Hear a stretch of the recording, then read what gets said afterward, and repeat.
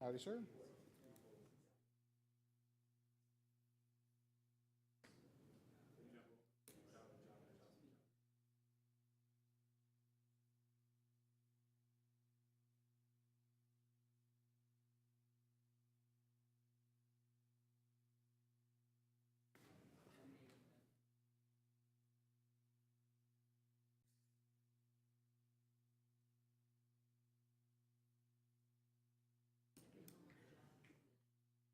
Yes.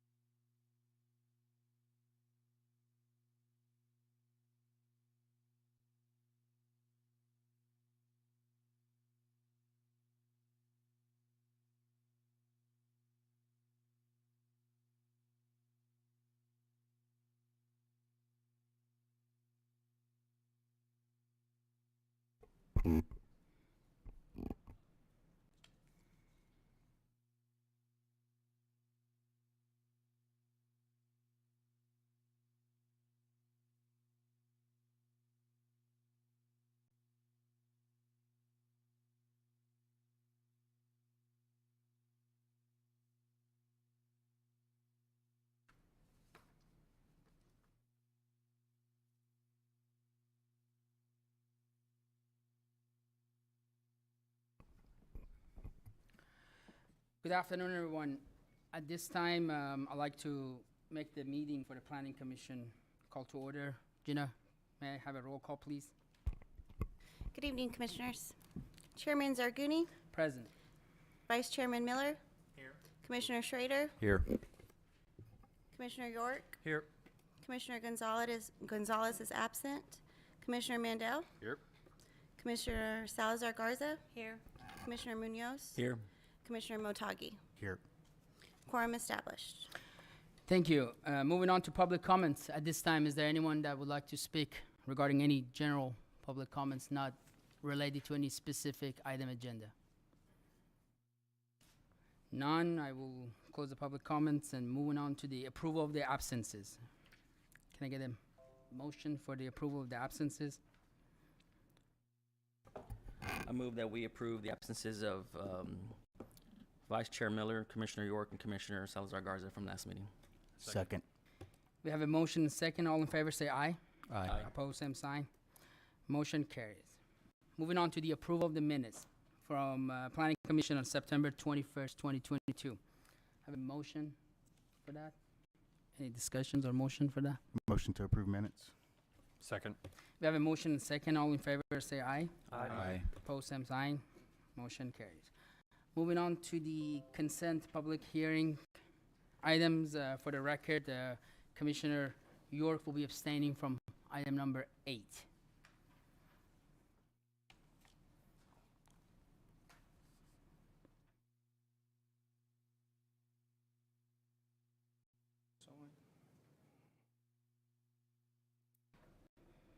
Who's the to get it on the screen? Oh, that one's showing.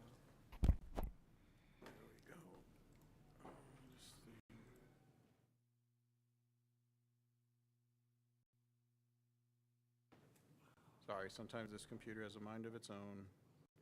Okay, that should do it.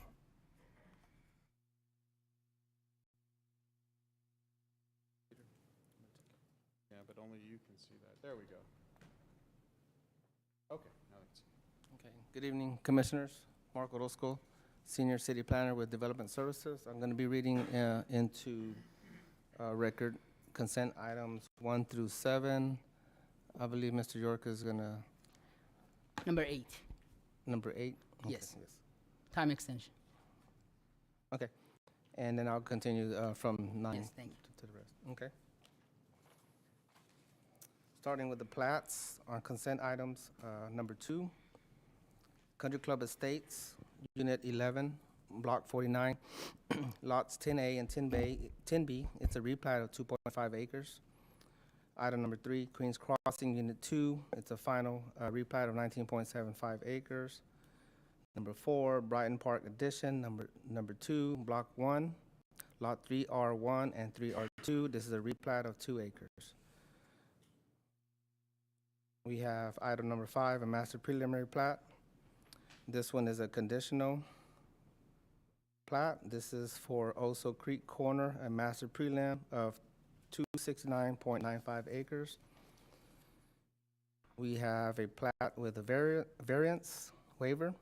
Flower Bluff Estates, number 2, Block 1, Lot 10A. It's a replat of .172 acres with the company sidewalk waiver for item number 7.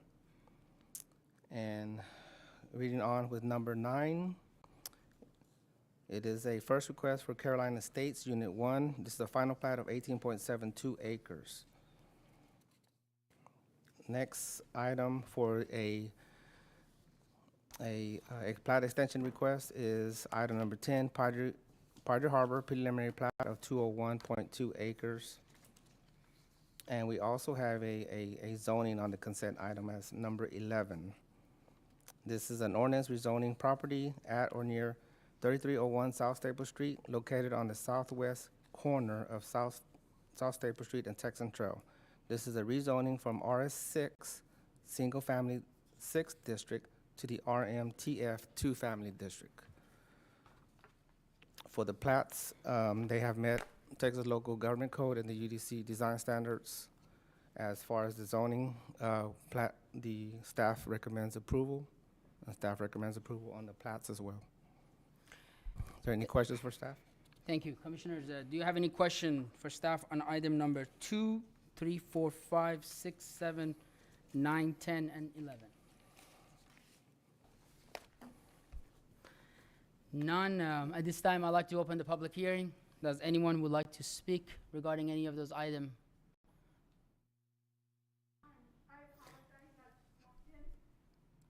If you have if you would like to make a comment, please move forward to the podium. State your name and address for the record, please. Okay, my name is Janie Ciprianita Peña.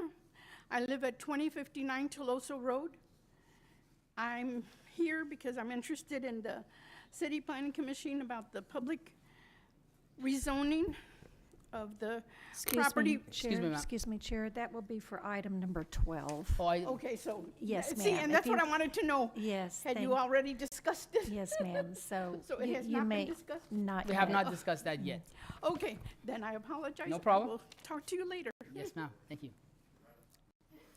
Is there anyone else that would like to speak regarding any of those items? None. I will close the public hearing and entertain a further discussions or motion. I make a motion, we approve items 2 through 7 and 9, 10, and 11 per staff's recommendation. Second. We have a motion and second. All in favor, say aye. Aye. Opposed, same sign. Motion carries. Okay, let's do number 8. Commissioner York will be abstaining from this item. Okay. Reading into record item number 8. This is a consent item as well. It's a time extension. It's for Saratoga Downs Unit 4B. It's a final plat of 19.7 acres. Staff recommends approval for this requested extension. Commissioners, do you have any question for the staff at this time regarding number 8? None? Okay. At this time, I'd like to open the public hearing for number 8. Is there anyone that would like to speak regarding on this item? None. I will close the public hearing and entertain a further discussions or I'll make a motion that we approve item Commissioner- number 8. Vice Chair, before you make a motion, I do want to make a comment, or I have a, is the applicant here? No? I just want to make a comment that on their extension, when I read the reasoning for the extension, they related that with the timing to the market, which totally is understandable. Moving forward, they have 1 year that will be granting the extension, and this gives them the plenty of time and opportunity to evaluate the market with things going on and all the uncertainty, and making sure that they factor in their decisions with extending a plat and not become a continuous issue for that reason. So I just want to share that. So, Thank you. Vice Chair, at this time, would you like to make a motion? Yes, sorry, I'll make a motion that we approve the first request extension for item number 8 as presented by staff. We have a motion and second. All in favor, say aye. Aye. Opposed, same sign. Motion carries. Moving on to item number 12, the rehearing zoning.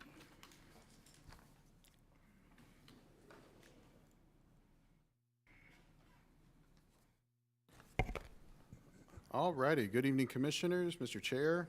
I am Andrew Demas with Development Services. So tonight, this is case 0822-03. I'm going to start with you're not experienced deja vu. You have seen this case before, so there's no worries there. The reason this case is back in front of you, as you know, we as staff provide the most transparent experience possible, is we discovered an error with noticing. So as the very nice lady who came up earlier is holding a yellow flyer, that is a public notice, which you know every zoning case has a required by state law public notice that goes within 200 feet of the subject property. You'll see many a slide during each presentation.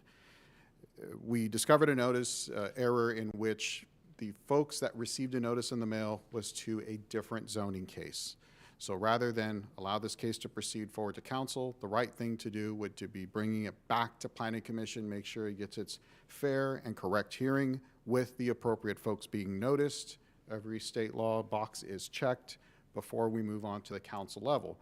The advantage of that is we had a chance to take a second look at the case and have further discussion with the applicant. So as you'll see in the presentation, we have a little bit different of a recommendation than we did the first go around, which is a good thing. Anytime we have a chance to talk a little more and get to what is really the concerns on both sides of the table, it really gives us a chance to find a good compromise and a good way to promote economic development. That being said, as you may recall, the property is located south of Interstate 37 along Teloso Road on the west side. It's the former site of the original Teloso Midway Elementary School. The property is currently zoned neighborhood office, and a portion is zoned single-family residential, and they're requesting the general commercial district. So here's an aerial image showing the subject property in relation to the surrounding uses. To the south, you have the Flint Hills administrative offices along with a police substation. To the rear, you have properties that are run by the bus barn for Teloso Midway School District. And to the north, even though it does look to be in a residential configuration, it is actually property owned by Flint Hills Refinery to be used as a buffer area. So residences will more than likely never be developed on that property. So despite it being zoned residential, it is under the same ownership as the refineries. So as you can see, moving on to the next slide, it's just a recap of the surrounding land uses. Again, it falls in the Port Airport Violet Area Development Plan. And as you can see, various zonings happened over the years, going back to the 70s and 80s.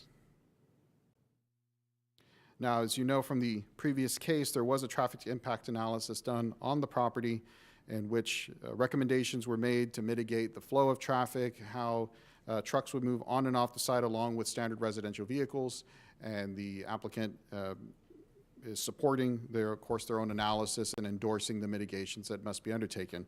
As I move through, Sorry yes, to sir. interrupt. We lost your screen. Keeps blinking in and out. I'm hoping the control room, someone's in there. It's back up now, but Okay. And so moving on, so the traffic impact analysis, again, as you'll see further in the presentation, a site plan of what the mitigations will actually be for the subject property. Of the 37 notices mailed out, again, the correct mailing to the appropriate folks, Of those 37, we received 14 back in support. We have received none in opposition, and that's pending any public comment you may hear tonight. Now, as you can see on the staff analysis, and it is a fairly lengthy zoning report, kind of out of the norm, because it is a little bit different of a request. We did look at the impact to surrounding uses. Looking at the row of remaining single-family homes, do we see as negative an impact as we originally thought in the first go-round? The screen went out again. Not to interrupt you, but just. Well, it's saying no signal. probably. We're Hopefully back. they put up a new mousetrap, maybe. So, moving on to the staff recommendation, what you'll see on the screen, and as I'm sure you saw in the email presentation from this morning, we are now recommending a special permit. And what does that mean? It means that we're recommending to keep the underlying ON neighborhood office district, which is currently a combination of ON and single family, under one large special permit. The uses would break down to as follows: to allow the proposed convenience store, including shower and laundry facilities with fuel sales, which is pretty much a standard fueling station, along with 74 commercial-sized truck spaces. Now, I'm going to show you a site plan towards the end of the presentation that kind of outlines what that will look like. The catch with the commercial truck spaces is they have to be on the back side of the store. So the store and the gas canopy for your standard residential vehicles will... Same thing. Okay. Hopefully it will. Yes, so if everyone wants to turn in their hymnals to the site plan page, it's listed as staff recommendation. Should be slide 7, I believe. Okay. Okay, great. So as you'll see under use, we outlined that the commercial-sized truck spaces must be to the rear of the store and the standard fuel sales, meaning the store itself will act as a buffer from Teloso Road. So that commercial parking where our questions about noise and lighting and movement of traffic actually will be solved by using the building itself to act as a buffer. The surrounding properties, of course, you have a bus barn to the rear, you have offices to the south. There wouldn't be a negative impact to those uses, as those are also commercial uses. A bus barn is almost identical to the movement of commercial vehicles. It is a like use. The second item was concerning lighting, and that is, of course, on the majority of the lot, you will have a maximum height of 30 feet on your commercial lighting. That is a standard requirement in the Unified Development Code today. Under the request of the applicant, we are raising on the backside where those commercial trucks will be parked to 50 feet. That allows clearance of trucks to move in and out under those pole lights without worry of meeting those height clearances. As you see every sign on an overpass, you do have to always think how tall is your commercial load. They still must keep 100% shielding around the light source. It must be downward casting. You still have to maintain your cone of light on site. It does not absolve that requirement, which is standard to the Unified Development Code. It is only addressing the height of those pole lights to the rear of the building. Again, using the building as the buffer to the surrounding uses surrounding residential uses that are across Teloso Road. Number 3, which is probably the most important of all, is the improvements to Teloso Road itself. As mentioned, the traffic impact analysis mentioned creating a tapered shoulder 11 feet wide to allow commercial traffic to not impede the movement of traffic on Teloso Road itself, to provide an ease of access that is a safe right-hand turn onto the property. Additionally, restriping of Teloso Road itself to create a center turn lane in the existing right-of-way. That way, again, you're not creating a stacking problem or a queuing problem as folks want to access the site.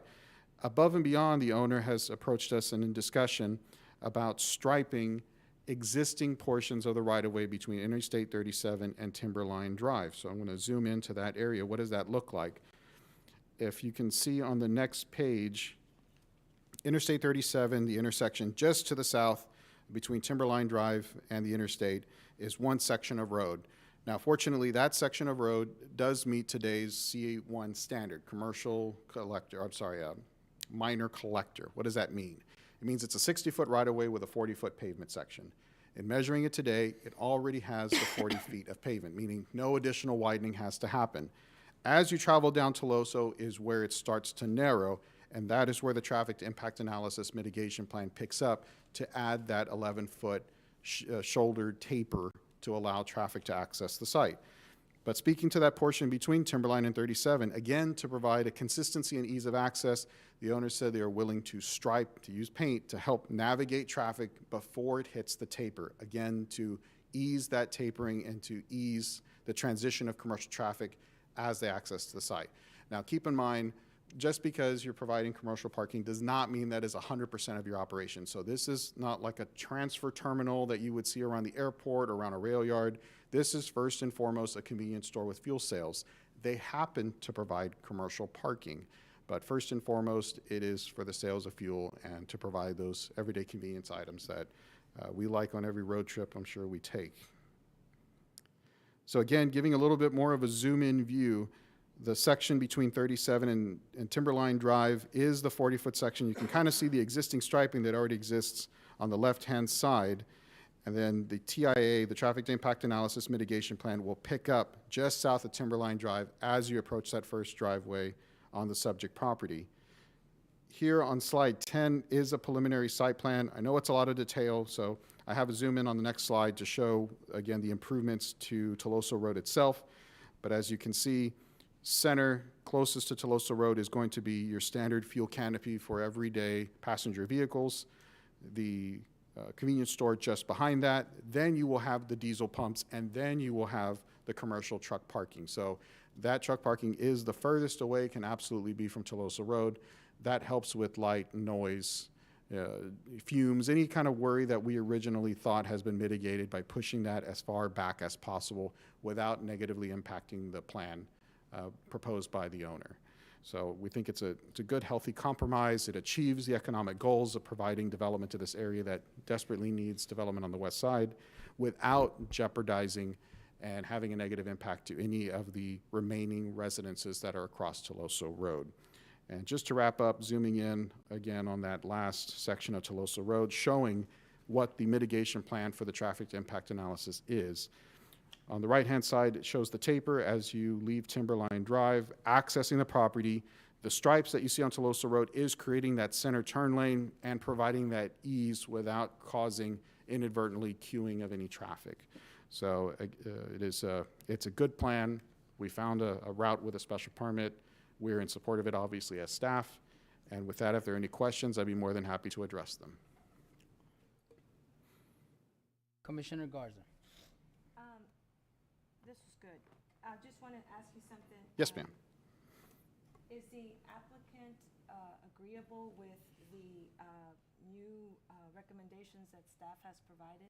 Absolutely. We've had many a discussion over the past week and going back and forth, which is the healthy part of any discussion of finding a good, healthy balance. So I'm happy to say, yes, we're on agreement on both sides on these conditions. That's great. I just wanted to make sure because I know that in the past, we've run into something like that where the applicant wasn't aware of some of the things that staff has recommended, so Sure. I just wanted to clarify that. Okay, thank you. Yes, ma'am. Commissioner York.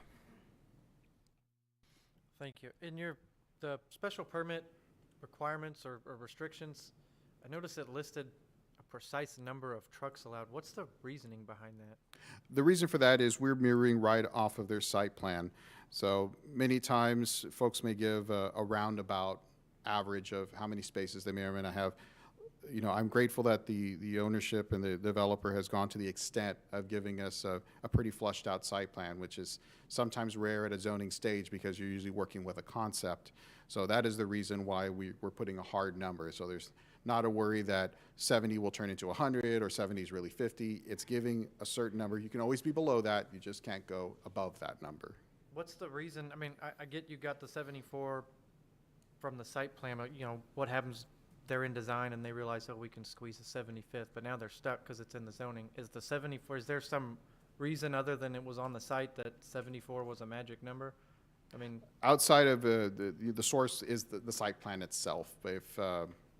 If it is discovered down the road we can look at the options if it's a reasonable adjustment. The code luckily gives us a little bit of a 10% if you're plus or minus a few spaces. We as much in government, it sounds crazy. We do try to use common sense to see if we can make it work. The point of any special permit is to give something that's binding, that keeps folks honest. It means that you have to meet conditions, but you are able to achieve your desired development. No, thank you. That's exactly what I was getting at. So even though it says 74 on the zoning, they still have that little 10% Sure, if it's flexibility. 75 and a half, the sky will not be falling. We will figure it out. Thank you. Commissioner Miller? The last time we spoke about this, there was considerable conversation about some of the other lands that the property owner owns surrounding this and incompatible zonings that they're currently burdened with. And was there any conversations in the past 30 days that y'all revisited this about potentially rezoning those neighboring properties to more compatible uses? Yes, we did. After the last meeting, there was some discussion through a few other folks about future rezonings. We know it's under the ownership of Flint Hills. It serves as a buffer, so there is no intention to ever sell those lands at any short time for anything else than to use as a buffer. But that option is always there for Flint Hills to come in, and if they would like to rezone, and we will assist in every way possible. We just didn't nail down a time frame if and when that might happen. Okay, thank you. Anyone else? Okay, I do have a few questions to ask you, Mr. Dimas. First of all, thank you for clarification on the notices. But again, for the sake of an argument, I do want to ask a bit of a clarity on this notice issue that you mentioned. Sure. Because this case came in to us a couple of weeks ago and it was denied by the commission. But was the notices not sent to the public, or was it delayed? Or can you just please give us a little bit more clarity absolutely. on what exactly the error was, as why is this case coming back? Not a problem. What the commission doesn't see is kind of how the sausage is made, how we actually produce a zoning case, much like an assembly line. So when an application is received, one of the first things we do is we send a nice little pretty request to one of our GIS divisions and ask them for a series of maps. These are the maps you see throughout each presentation that will tell you, for instance, this map is telling you the notification area. There's another map telling you land use, and they're producing this a final format. Now, like anything else, it is open to human error, which means we received the right map. So going to the notice slide, the map is correct. The appropriate number We of don't lots. see your screen. Just Oh, I'm sorry. now This is there you go, now we're back. slide 5. Okay. So you're seeing the red ring. That means these are the folks that will receive a notice in the mail. Where the error occurred is the list of folks that we actually mail to. When we do a mail merge of all the notices in Microsoft Word, they were mailed to the wrong zoning case, meaning the list we received was, case 03-2207 and didn't match this exact case. It's a very rare occurrence. It doesn't happen too often. It's now kind of kicked us out of complacency to say we need to triple, quadruple check this list before we hit print, much less drop them in the mail. But we just happened to notice it by accident because we were getting calls from neighbors who lived, if you remember the case of the hotel that was turning into workforce housing, they were receiving 3 or 4 zoning notices, and they said, "Oh, is the hotel coming back to zone again?" And I said, "No, it's that case is done. It's been to city council." "Well, we're still getting notices in the mail." I said, "Really?" So once I asked one of those neighbors to read it off to me, lo and behold, it was the notice to this case. So that's when we called our favorite city attorney and asked, does this probably should come back to Planning Commission, which is the right thing to do. That also gave us an opportunity to have additional discussion about the site itself, and that's why we're here this evening. Okay, thank you. Just for clarity, Commissioner, You bet. have a question? And what exactly does it say on the notices? Great question. So the notice is a yellow sheet of paper. It will give you the case information, the applicant's name, what they're requesting, the location of the site. On the back side, it will have a map, and it gives you instructions if you wish to mail it in. It has our email addresses if you want to scan and send it back in. phone numbers if you want to ask questions. And at the bottom, it will ask your opinion. Do you recommend approval, in favor, or opposition of the proposed rezoning? And it's both in English and Spanish. But it's just, it's very basic. Current zoning is neighborhood office, requested zoning is CG2. I mean, do you provide links to where, you know, it's somebody that doesn't know the difference between ON and CG2 can go in and see what those proposed uses are? Or is there a link to the, you know, the documents that we see with, you know, the gas station or the convenience Sure. store? And There is a link to our website, and we provide in a couple locations phone numbers and email addresses. So rather than, you know, I've learned over the years than to send someone to a website, I'd rather put my phone number and my email address and have them just contact me directly so I can walk them through it. Because it's, luckily, we're not talking about something like Whitecap Reserve, where it's 1,000 people getting a notice. It's 30 notices. We can have a little more personal touch. So that is why, you know, we put in bold, italic, underlined phone numbers and email addresses stating over and over again, please reach out to us if you have questions so we can walk you through the case. okay, all right, thanks. So out of those notices you sent, you had 14 people in favor. I'm assuming those are the Flint Hill owners? Correct. It was there anybody else in public that were in favor of it? outside of the pending, if there's any public comment present tonight, we did not receive any other mailed notices, just the one letter of support. Okay. So I do have a couple of questions regarding the special permit. Usually on a special permit, we create some sort of a limit of hours of operation for noise, safety, traffic. I didn't see this on this special permit. Was it a discussion? Is this 24/7? It is a 24/7 operation. Most convenience stores are going to be a 24/7 operation, especially providing fuel sales. So there's not a limit But does the proposed. staff feel that due to the fact that it's very close to the residents, 24/7 is not a concern as far as the staff goes? or No, discussion? it would be no different than, you know, 24-hour pharmacies. Every Stripes that is next door to a row of houses is. Yeah, but the is pharmacies are not just right next to a single-family.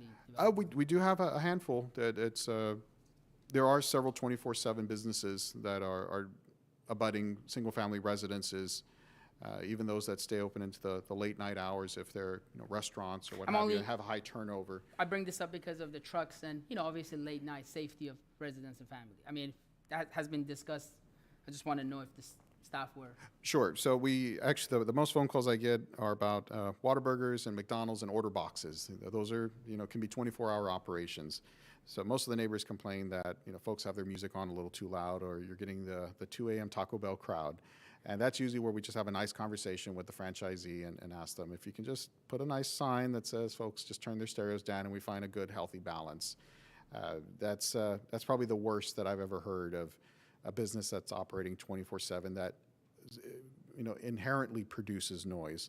In this case, even with the commercial truck parking, it is being shielded by the building itself. So you're using a building, you know, mason building to reflect sound back towards this bus barn and vacant field area that won't be developed. So that is for the protection of the remaining homes across Teloso Road, which fortunately are set pretty deep onto their lots. Okay, so my next question is the site plan. On the last presentation they indicated that this was not the site plan they were going to use. Is this site plan what they're actually using? Is this a pretty accurate site plan, or is it just more of a perceptual? No, very, very much as Commissioner York asked, you know, why 74? This is far more of a flushed out final site plan than the conceptual you may have seen on the last case. So this is closer to a final draft. Final draft, okay. Yes, sir. Lighting, does their request meet UDC requirement on that 50 feet? Right, so if you can hopefully still see the screen, with the building being in the center, your standard 30-foot lighting would be in this area. What they're requesting for the higher light would only be in the area to the rear. So as you can see, you're not going to negatively impact the bus barn, vacant lots, or Flint Hills with the police substation. You're using, again, the building and the canopy to shield any taller lighting, and you're putting it at so much of a distance that I can't think of any photometric survey that would ever show that light would travel that far across to reach any deep single-family homes on the other side of Teloso. Got it. My last question is regarding the improvement on Teloso Road and the striping that you mentioned that the applicant has.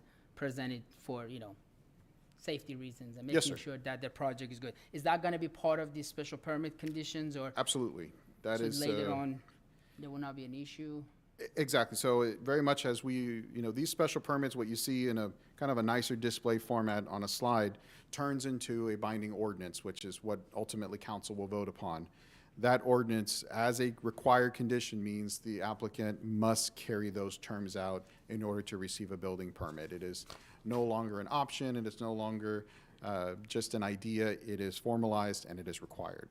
Good. Last question, for me at least right now, is there's no timing on a special permit that usually y'all state. Is it a 12-month special permit? It is still a 12-month. So what that means for the uninitiated is that within 12 months, the applicant must submit for a complete building permit application, or if the use is abandoned for more than 12 months, the special permit expires. So many times, there have been businesses over the years that at one time developed on a site, they close their doors, a year later, their special permit goes away. In this case, I seriously doubt a convenience store would close. I haven't seen it happen before, but God forbid if that were to ever happen, a year later, the special permit would expire and it would revert back to the underlying ON neighborhood office district. The reason I asked, I didn't see the timing. I just didn't happen to put it in the slide. I wanted to make sure it was nice and Okay, neat. just But wanted to make sure. it is absolutely at the number 6 requirement, which exists on every special permit we draft. Awesome, thank you. Okay. Commissioners, do you have any other questions for staff? Commissioner Miller? The 200-foot distance, was that dimension pulled directly from the site plan? That is actually incorporating, so bouncing between the site plan and back. Let me move forward a few 'Cause slides. It looks like a lot more than 200 feet from where on this site plan, where the truck parking starts. Right, so the border of the requested zoning is this entire block. The truck parking will only be in this area, so the remaining area to the rear remains vacant, empty. It will be used as drainage, you can account it as buffer, you can call it all sorts of things, but it will not be developed upon. The key is that within the pink box is the subject property that is being requested for the rezoning, which means the ring of 200 feet starts around the entirety of the box rather than just what the site plan is encompassing as far as No. developing. I'm not talking about the notification area.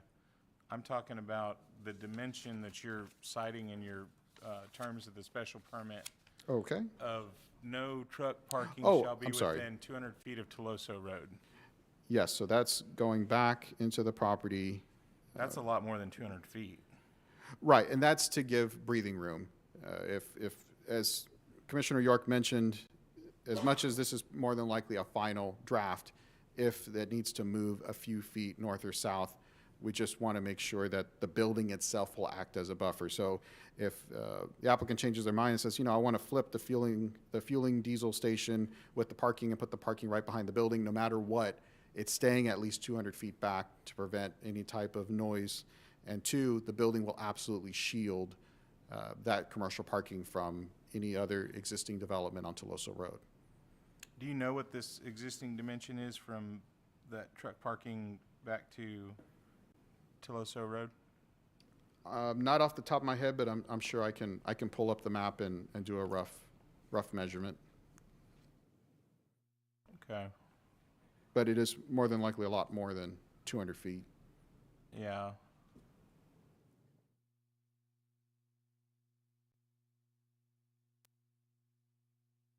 But the owner is here, and as well as the designer, so I'm sure they can probably rattle that number off the top of their head a lot faster than I can. Okay. Any other question for staff at this time? None, I will open the public hearing at this time. Is the applicant present? Would you like to speak first or last? Okay. If you would please move forward to the podium and state your name and address for the record, please. I'm Janie Ciprianita Peña. I live at 2059 Teloso Road. So of course, I'm very interested in this because it's going to be right in front of me. You know, the 2054, it's just right there. In fact, when the school was there, their front doors faced my front door. There were two other neighbors that wanted to come, but situations occurred that they were not able to make it here. You know, if you're an architect or engineer, you can probably read these little maps, but I really couldn't make heads or tail of it. I did call the number that they had here for some questions that we had, but they could not give us any information. They're the ones that asked us that it's probably best to come here and find out. One of the questions you already asked, is this going to be a 24-hour open business? That was one of our questions. Another thing we have is that on Teloso Road, if I'm looking out to on Teloso Road, to our left, which is going to be on Teloso and Leopard, there's a remote police station. Is that remote police station going to be removed? Substation will still remain in operation. We're very glad to hear that. Okay. We're also concerned because when the street, Teloso Road, if you've been around for a few years, it had a bond to widen that street. We voted on it, and we voted yes. And one thing that was on the bond is that we were not supposed to have ditches. It was going to be a sidewalk, because we didn't have sidewalks back then. However, and we did have meetings before the construction began, but once the construction began, they forgot about us. The next thing we knew is that there was not enough money or something happened, that we have ditches now. The owners of this property left on Teloso Road, we're all senior citizens, okay? So it's hard for us to mow those lawns. And yes, one of our concerns was the noise, you know, and the traffic that's gonna be coming on. But if it's good for the city, you know, and we get the information that we want, you know, we're for that. We just want that whatever we're told, that it's complied with the information we're given.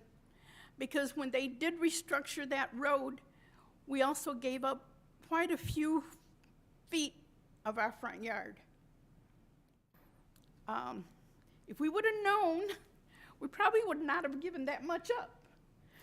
Because now, Excuse me, ma'am, this body talks about the zoning of this project. Anything regarding the development or public improvement, you can get with the staff and get more clarification on it. clarification on what's gonna be there? Okay. So is there any other comments you have regarding the zoning change Okay, or zoning? the Okay, you mentioned. proposed zoning of this project that you have? Because your time is up, so I want to make sure I get the opportunity to everyone else to speak. Okay. And another one of our questions is if this goes through, which, you know, when would the building start, the reconstruction start? Okay? So they do have a special permit for 12 months, as Mr. Dimas mentioned. I don't think that they have any definite time at this time, I would have to think, because they still have to go through permitting process and so forth, which is pretty unfair to say at this time when the construction start. But assuming this goes through the council and get the special permit approved, I'm pretty sure they get with the staff to finalize the project to move forward. Okay. And will you be in contact with the residents there on Teloso Road? Yes, ma'am. So another notice that'll be green in color this time will go out to you before the city council meeting. But I'm going to give you my card before you leave. That way, if you or your neighbors have any questions, please feel free to give me a call or shoot me an email. Okay. Thank you very much for all Thank of you, you ma'am. for your time. Appreciate it. Is there anyone else that would like to speak regarding this item at this time? Applicant, At this time, would you like to come up and speak, your designer? Have any comments? I'm Brian Douglas, the owner of the Texan stores. I just want to thank Andrew. Please state your address for the record also. 507 East Main, Yorktown. I just want to thank Andrew and the city for really dialoguing, talking through this process. And it's new for me as well, these processes. So I feel like we made good progress, and we're really excited to be good, supporters of the community. And, we'll come in and we'll do a great job. We run clean facilities, and we really take pride in what we do. So if there's any questions that anybody has, I'll be more than glad to answer. Commissioners, do you have a question from applicant? Commissioner Miller? I was just, my only concern is I want to make sure that the trucks are behind the building. And I can't fathom any reason why you would want to stack the trucks in front of the building. Absolutely not. But would you be amenable to adjusting that 200-foot from Teloso Road just to give me the comfort level that I know that those trucks are going to be back behind the actual storefront? Yes, I mean, Andrew, how it can you sits pull up today. I think it already said it, they had to be behind the building. It does say, and thank you, Commissioner Miller, so while questions were happening, I pulled up the site plan, did a quick measurement, it's roughly 450, 500 feet in reality on the site plan of separation. So if we called it 400 feet, you'd be okay with that? What's 400 feet? From the distance from the truck parking to Teloso Road. How it sits today is what's fully intended. So, I mean, we're okay. Just behind the building, just to get to the back curb line, that's probably 260 feet. So it's already past the 200. But no, we're not going to, we wouldn't have the canopy further back from the store. We want it as close as possible, and the parking further away. Okay. All right. Well, that was kind of my only concern with regards to noise and making sure that, because like I said, we see these site plans all the time. And I like it when a special permit comes in because, sometimes whenever you're requesting a certain zoning that has a multitude of different uses, we can't really look at the site plan and say, okay, well, it's going to be a Texan truck stop. We got to understand everything that else that could be built Sure. there under that zoning and under the requested zoning. So this lets us put on the blinders and look at this, but whenever I see something that in the special permit language that's in conflict with the site plan is when I get a little bit of a red flag. So, so if you'd be amenable to adjusting that to 400 feet, then that would make me sleep a little better at night.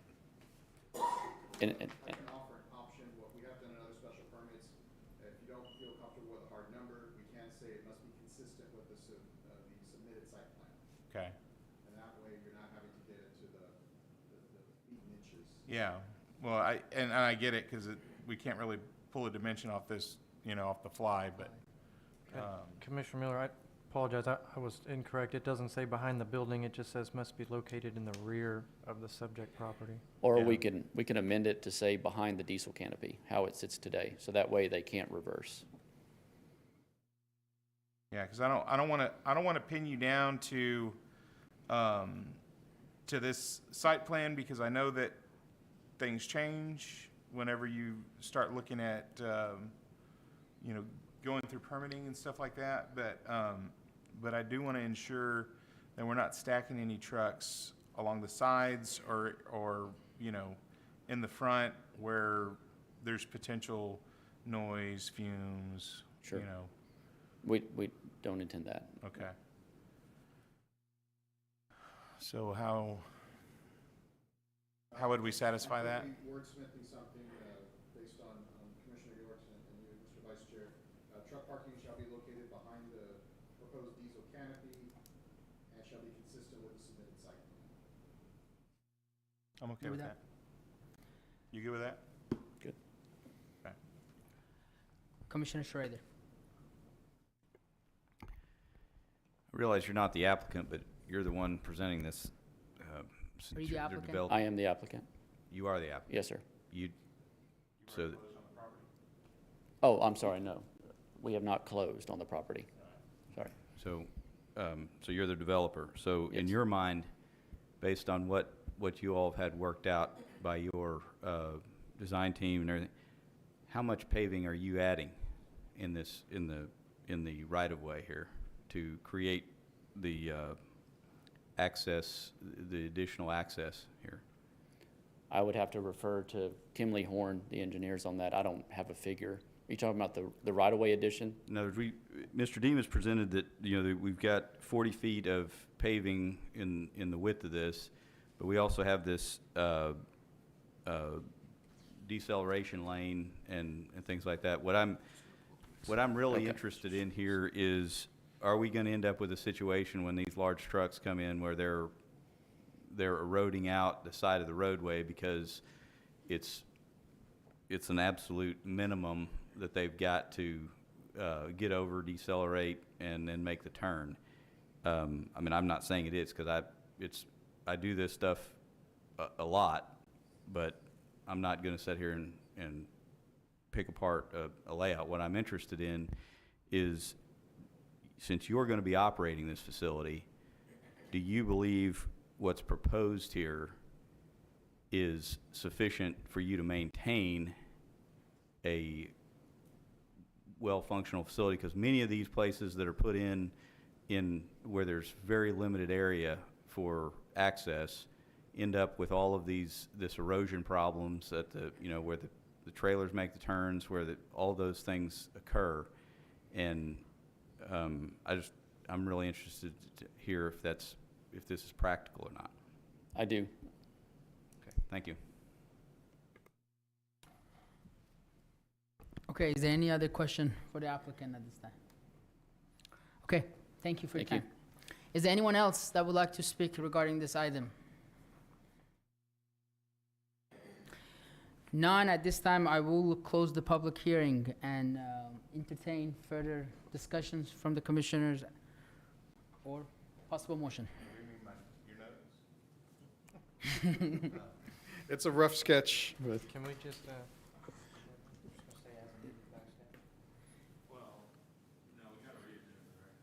So, yes, it would be an amendment to the, special permit? not to frame the motion for you, it would be an amending the special permit conditions to adjust that the proposed commercial truck parking shall be located behind the diesel canopy and shall be consistent with the submitted site plan. If we're, Commissioner Garza, you have a, Well, now he confused me because I was gonna try to make a motion, but, okay, so, I do want to say a comment here. I know that this area has been here for, I mean, I know the area, this is District 1, and, this place has been vacant for I don't know how many years.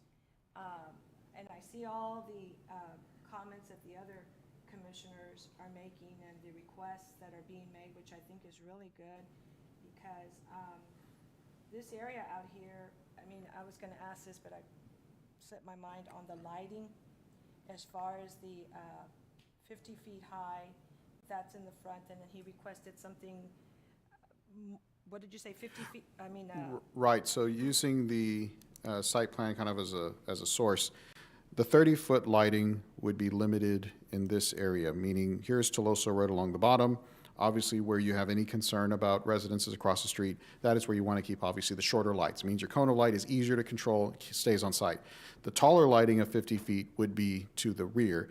Obviously, when you have truck parking, you want to have a little bit more visibility, obviously security, and providing that height clearance, because you really never know, other than the overpass in the area, how tall of a load that's going to come in. So yes, the truck driver needs to be responsible for that, but the simple solution would be to make lights taller rather than to worry about a load inadvertently clipping a light.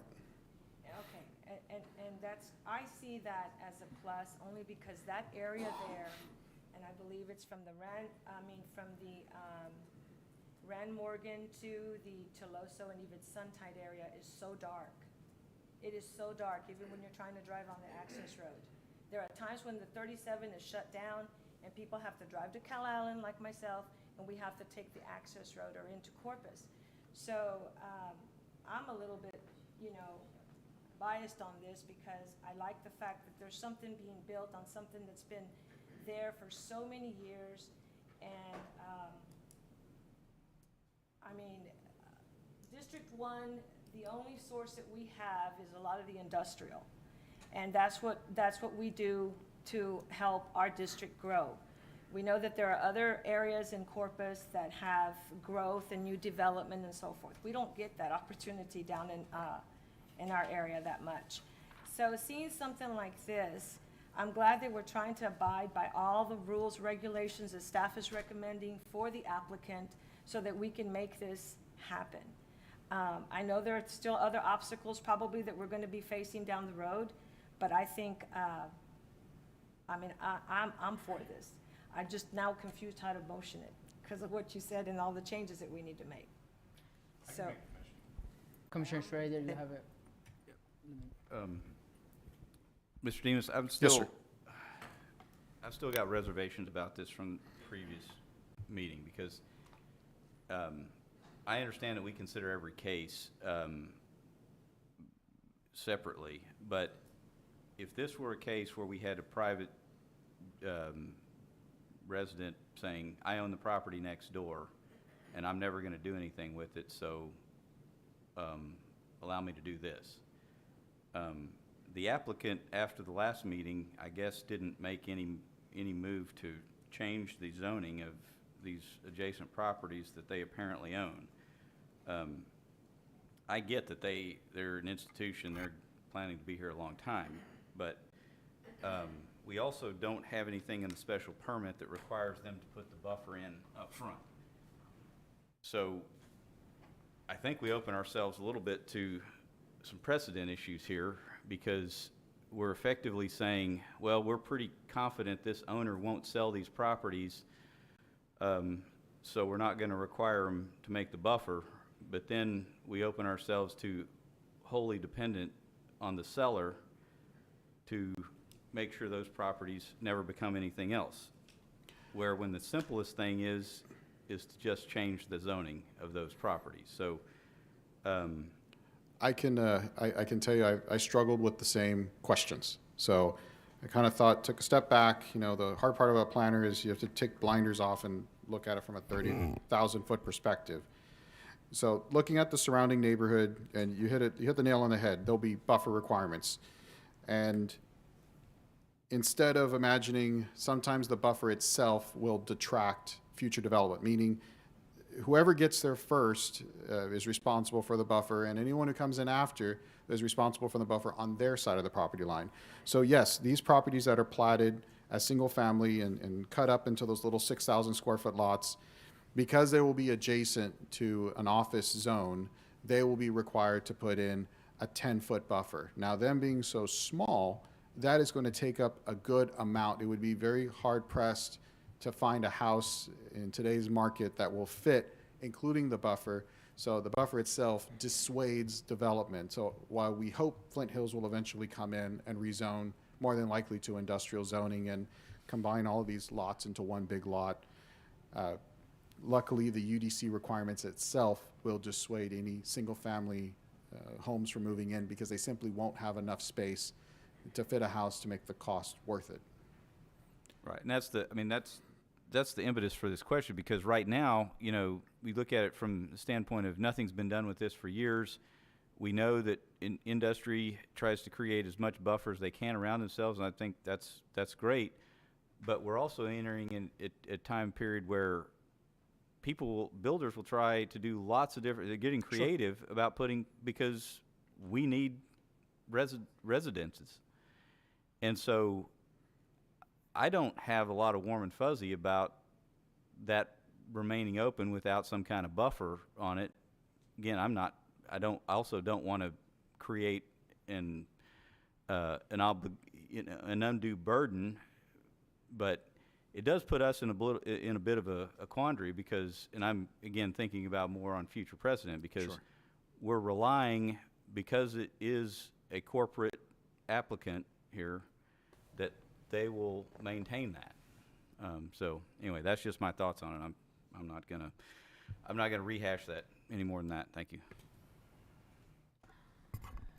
Thank you. Commissioner Miller.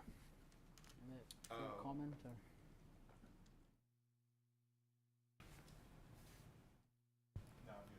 You're good. Is there any other question for the staff at this time? Commissioner Miller. We've already closed the public hearing, right? I've closed the public hearing, yeah. I would love to ask the Flint Hills guys some questions, but I think we've they've given us already- enough yeah. for us to have a good understanding of what they do. I do also agree with Commissioner Schrader that just because there hasn't been any developments in these areas for I don't know how long, doesn't mean it won't happen. And it also sets a precedent for the future. So what staff has been looked at this, because this has come back in such a short period of time that we really need to look at it in all transparency and fairness for future development. So is there something that we can create in terms of course, the buffer for, because how many acre is it roughly? At the end of the day, it's an odds game. It's what is the likeliness of residential development. Now, nothing I would get into detail to, but many times buffers are established because of court precedents or environmental justice questions. There's a reason buffers are created. Knowing this area is across from the infamous Donna Park area, again, reasons buffers are created. Areas on the north side, reason you have buyouts and buffers were created. So those are the types of ideas that kind of stayed in the back of my head of, yes, we do have properties that are technically zoned single family, but I'm sure there's a reason Flint Hills chose to purchase these properties. It wasn't just, hey, I want to put a buffer. It was probably to satisfy a requirement. And two, the likeliness that it would convert to single family, in my opinion, would be fairly low. But from our standpoint, Andrew, they don't have anything in writing that, Sure. From a believe standpoint me. of this body that we want to discuss and address this because they do have a zoning of RS6 and the zoning allow them to do single family. So that's a pretty valid point from Commissioner Schrader that we need to discuss. I understand 100%. I don't envy your decision-making I think his process. comment about the future properties would still have to do the buffer, at least it makes me feel better. And is it 10 foot, you said? It would be 10 feet with 10 points. So if you're already working with a lot that's maybe these awkwardly kind of pie-shaped lots, 10 feet makes a pretty big difference, especially the average house size, getting a couple thousand square feet. You're not going to be able to fit that type of design. But do you on know that roughly what size of those lots are, real quick? They are zoned a combination of RS4, 5, and RS6. So you are talking about, 6,000, in this 7,000 area square that are feet? right adjacent, those are 4.5. Those are tight lots. And in this case, you have a few that are zoned RSTF for a duplex. But We so lost those are you again. 6,000 square foot lots on the TF side, 4,500 on this side of the line. Again, extremely tight lots. As you know, we struggle with RS 4.5 on the south side just to fit driveways. So you don't have an inch to spare, much less be able to have the ability to give up 10 entire feet just to serve a buffer and have to put in a fence and plant trees. That tends to dissuade And 10 development. feet from- is the minimum. That is the minimum. Okay. And it's non-buildable area. You cannot have parking into that area. You cannot have pools. Nothing can be, it's a no man's land when it comes to buffer yards. Thank you. I'll go ahead and make a motion. Before you make a Andrew- motion, make sure there's no other discussion from anyone. Commissioner Miller, you good? Okay. Quick reminder, what were the, That the 400 and commercial truck parking consistent? must be located, so instead of trying to find an actual number, it's that it must be located behind the proposed diesel canopy, Canopy, and okay. it must be consistent with the submitted site plan. all right, I make a motion that we approve item number 12 as presented by staff with the amendment that the commercial truck parking be located, or be required to be located behind the diesel canopy, and that it be generally consistent with the site presented. A second. We have a motion and second. All in favor say aye. Aye. Opposed, same sign. Motion carries. Thank you. Okay, moving on to the director's report. Good evening, Nina Nixon Mendez, Assistant Director. I did hand out a one-pager on our UDC update, and we had started on this project about a year ago, where we hired our consultants, Camiros. And initially, we had an opportunity to conduct stakeholder interviews and also conduct interviews of our technical staff related to our zoning and subdivision provisions in the Unified Development Code.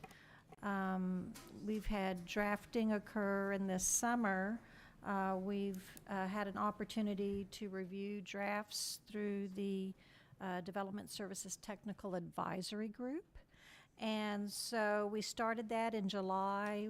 We've reviewed to date the single-family districts, the multifamily districts, the uses, the commercial mixed-use and industrial districts, the special base and overlay districts. In September, we've reviewed on-street parking and loading, landscaping.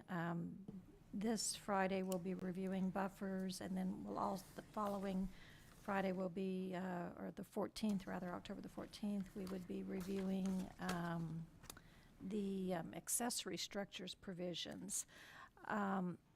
And we will be making adjustments per the comments, and then bringing those adjustments back to the technical advisory group. And then we would like to go ahead and set up some open houses for public review and comment. And that will probably be the latter part of November, early December when we do that. We will also start preparing the drafts related to the subdivision provision, Chapter 8, and also the TIA provisions. That will occur the end of November, early December, and of course we'll be routing those through the Development Services Technical Advisory Group as well. So we're looking at, again, after public comment, probably having revisions like next year. And so hopefully by the time we get through this whole process, we'll be bringing it forward to Planning Commission and to City Council. But the goal is to have this adopted late summer at the latest. So did want to bring this to your attention. Thank you. So you have that information, and we also have this posted on our website. We do have a UDC page on our website, and we have all of our amendments that we've made to date. We have our UDC on a platform, the Encode software platform, and so everything that's been amended to date has been updated in that platform. And we also have the PDFs of all the ordinances as well, and you can either conduct a search by year or by topic. So it's a pretty nice user-friendly site if you go to that page. So we do have that available for you. And that concludes my report. If you the way you can get to it is cctexas.com/UDC. Very easy, right? I mean, slash, right? I said dash, /UDC. So it's very easy to get there. You're welcome. And that concludes my report. Thank you, ma'am. Any future agenda item discussions? None. We are adjourned. Thank you so much.